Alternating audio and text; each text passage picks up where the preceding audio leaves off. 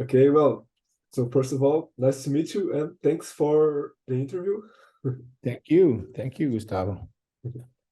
Okay, so, well, I want to start our conversation talking, well, because it's the eighth visit that you guys will be doing in our country, in Brazil, right? In the end of the year. So, well, can you share well, a story from your previous visits here? What do you think?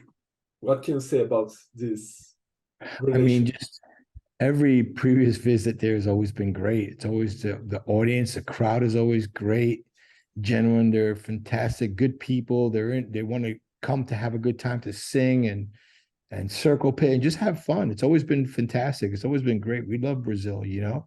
So really, I don't expect anything different. Then I didn't know it was our eighth visit. That's good to know. You know, but we're excited. It is our eighth visit, like you say, but it's been almost 10 years since we've been there. We didn't mean it to be that take this long, but we're always so busy. And then you had the pandemic, you had all kinds of problems, so everything was delayed. Yeah, and do you remember, for example, being in touch with another Brazilian bands when you came here? Well, we met a lot of bands when we came there.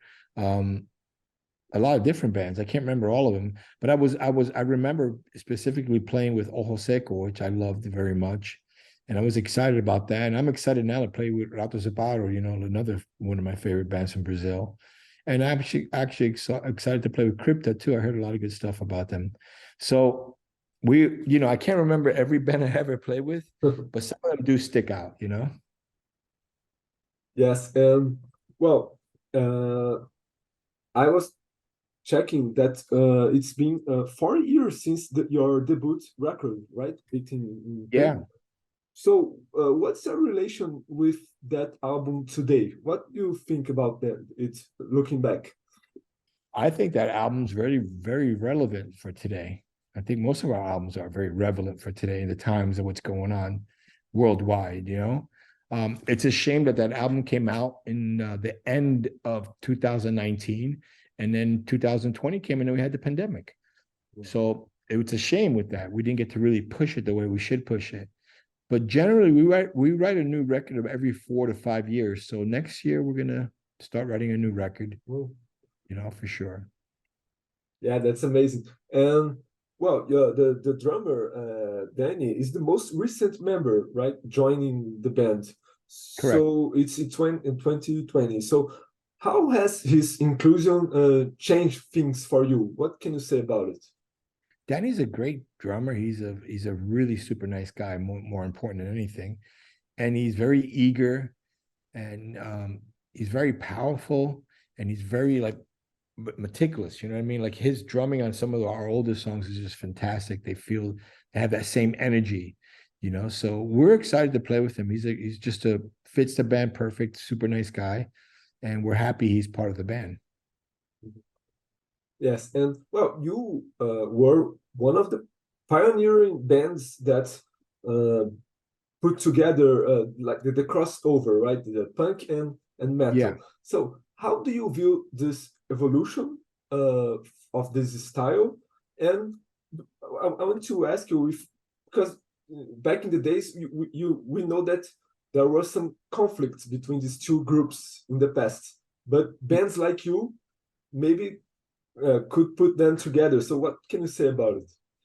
Well, that was exactly it. What you exactly said. It was bands like us that helped bring everybody together because we always talked about unity and people coming together and fight the real oppression. And at the time, if you think about 1984, 85, 86, um, we had a lot more in common than we did than not in common. Like we all metal kids, hardcore kids, they all really pretty much wore black pants, black shirts.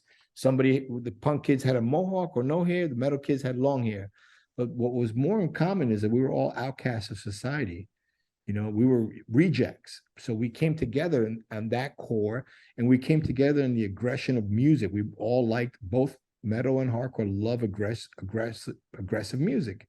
Lyrical wise, there's differences here and there, but I think there was more in common than and not in common. And we brought a lot of that together. We wanted to. Yes, and well, back in the days, you made a guest appearance in a song by Cavalera Conspiracy, right? Yeah.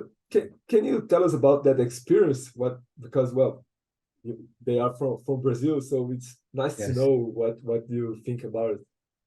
Oh, well, you know, it was just an invitation to come and do a song. And when I went to Max, Max lives here. I live in Arizona, so does Max. And Igor's in London. I see Igor a lot. I see Igor more than Max, actually. And then he invited me to come to his house in his studio and to, was it in his house? No, it was somewhere in LA. And I went there and we wrote the song together. It was, you know, we sat down, we did lyrics together. And then he sang his part, I sang my part, and it was great. It was a very collaborated project, which it was fun to do, you know. Yes, and you know, incredible to have done it with Max, you know, and to know those guys, you know. Sepultura is a phenomenal band from Brazil, you know. Yes, yes, and well, looking back in your whole career, what has been the most challenging aspect that you faced, the most difficult thing that you need to overcome? Well, I mean, most difficult thing was me being, you know, incarcerated, you know, and then recently me with my, you know, my thing with cancer, you know. So those have been hardships, but I've overcome, and I keep a positive attitude, you know, about everything, and I come out and I want to make sure it's better. I learned something from my experiences, you know. So overcoming that was, those two things was huge, you know. Yes, yes, sure. And well, talking a little bit about the Get Loud record, well, the first thing that we see on is the cover art. So it's very colorful. So what was the inspiration behind this art? Well, you know, like I said, we've always been leaders, not followers, and you know, we felt like we were writing some songs that kind of sound like cause for alarm, and you know, like I like that aggression. Like this feels like songs that could be in cause for alarm, you know, our album cause for alarm. And then you know, we hooked up with Sean Taggart, and I'm like, hey, you know, you should do you know, would you like to do the record cover? He was all excited about it, you know, hasn't done our record cover since 1985. And I said I wanted to be similar to Cause for Alarm, and he did that, Get Loud, and I think it was fantastic. And he did a great job, and that's how the album, the record covers, you know, could join. So when people saw that, they automatically felt that there was going to be a throwback, and there was. There's like 3 or 4 songs that very, very much Cause for Alarm style, you know. And then we just, you know, he was great. He did a fantastic job, and then I love it. I love the art in Get Loud. Yes, and well, Roger, how's the relation of you and the other guys of the band with the other bands on the scene? Which other bands are you friends with? Something like that. We're friends with so many bands, man. You know, like of course, Madball, my brother. You know, I can name off a lot of bands we're very friends with. You know, we live all over the country now. I live in Arizona. Craig's in Boston, and the rest of the guys in New York, and they have friends with all the local bands in all those cities. You know what I mean? So, you know, we like to stay relevant, you know, and keep friendships. You know what I mean? Yeah, and can you remember, for example, any new band that you recently got in touch and somehow you liked the sound? I mean, I mean, there's so many bands. I mean, I like Shark Attack, but I don't think they're together anymore. I like Comeback Kid, and then Terror. These bands have been are older already, so it doesn't make sense. I like Fire is Murder. They're a New York band, and Steve Gallo, who used to play drums with Agnostic Front, actually plays guitar in Fire is Murder. There's a lot of good bands, you know. And what about outside the punk and metal scene? Do you like any other artists? I do like other bands. I mean, yes, I mean, I've always been a Cure fan. I love the Cure, Yeah.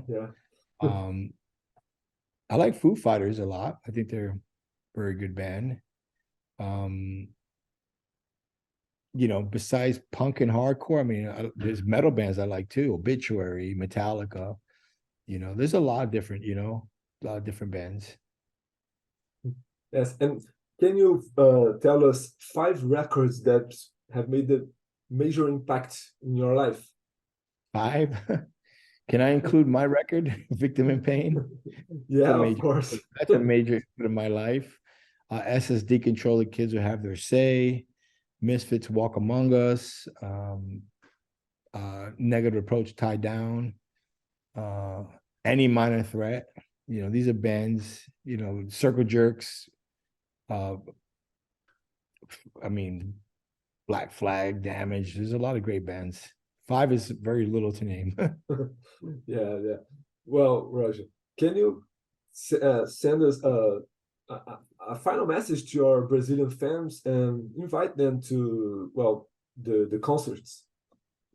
Well, yeah, of course. I want to thank all our friends. I always like to say friends over fans, because fans are a little bit weird. But thank you for being there and supporting us and and being there for us when we show up. It's always great times, always great shows, and I've always said, without you, the people, we ain't shit, So you keep us alive and keep us going. Thanks for the aggression. Thanks for being here with us. And I can't wait to see you guys all again soon and get in the pit.